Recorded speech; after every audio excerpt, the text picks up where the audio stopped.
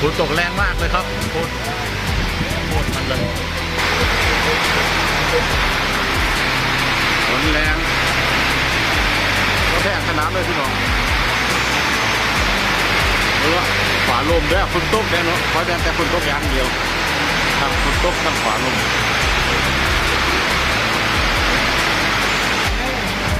โคตรแรงเลยพี่น้อง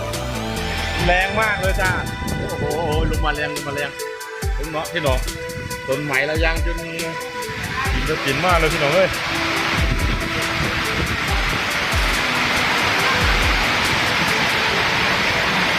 แห้งอีหลีหรอเด้อพี่น้องเอ้ยต้นไม้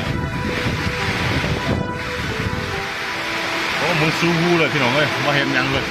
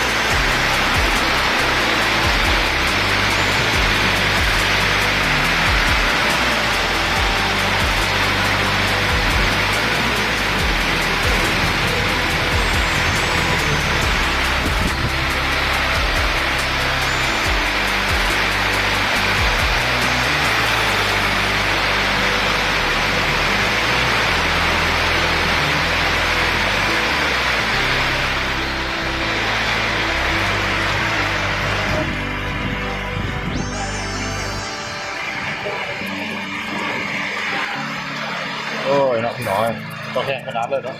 แดดเสาร์อย่างแดดโอ้ยเนาะในตอนนี้โอ้จุดตัวแข็งขนาดเลยพี่น้องตัวแข็งขนาดโอ้เนาะเห็นจนว่าเห็นยางเลยมึงสู้เป็นใจเม็ดฝุ่นเนาะ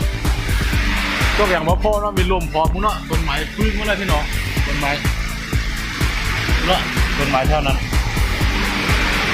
เจ้ามันหันเนาะพี่น้องเนาะต้นไม้ทำแดงก็ไม่ธรรมดาเนาะเลยโคตรแดงก็ทำต้องลงมาเยอะแบบแรงนี่หลีเหรอคนต้องเลย